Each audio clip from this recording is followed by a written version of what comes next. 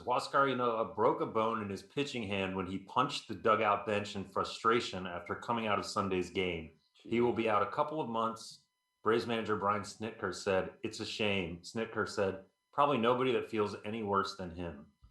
Damn. Well, yeah, he got broke that. his hand. That's why you gotta control that hot Irish temper. It can get you in trouble. Yeah. And Huascar's no different, but yeah, it's a big blow, man, because he was probably performing The bright spot of the season, maybe. Yeah, probably he's having like an all-star level start to the season. Yeah. Yes, absolutely. So now the Braves are down yet another pitcher. The bullpen's looking great. What could go wrong?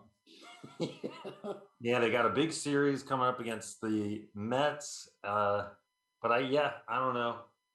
Obviously, we just got this news, but I agree with Jimmy. This season for the Braves is starting to feel quite cursed, and maybe there's still time, but yeah, if they're down Ynoa and Soroka, and they have the bullpen they have going into the playoffs, if they make the playoffs, I don't like their chances. And there's a lot of heat on Snitker right now, and I'm kind of on that train a little bit.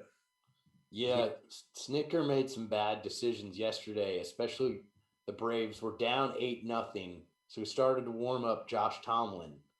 Then they scored 7 runs and made it 8-7. All of a sudden, you're only down 1 run in the 7th inning.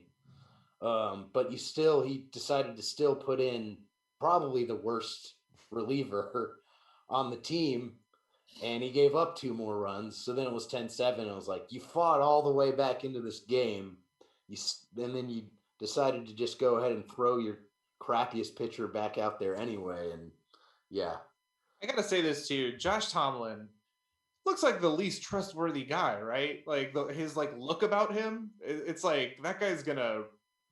Yeah, I don't know, he's gonna pull a fast one on me or something. He looks like an old West bandit of some kind. Yeah, he looks like he's gonna slash your tires. Yeah.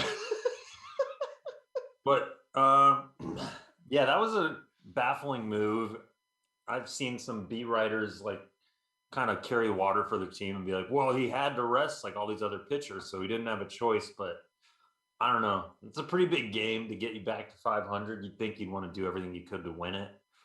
He's also been under fire for since before that for some other decisions, because he's not a great manager. And I've seen this going around Twitter, and it's like, is it an Atlanta thing, or it's like Falcons fired Dan Quinn, all of a sudden started playing better. Hawks fired Lloyd Pierce, they're in the playoffs doing great.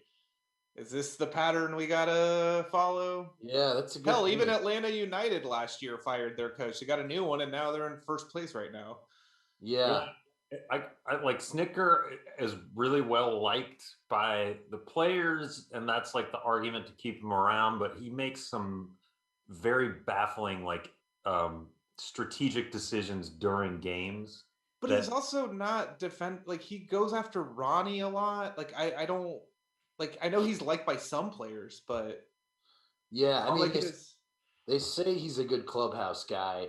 We can't really know what that is, what that really means. But I mean, being a Major League Baseball manager, it's most of it really is just the in-game part of it is just bullpen. It's 90% of your job is just making good bullpen decisions, and he finds a way to screw that up pretty regularly.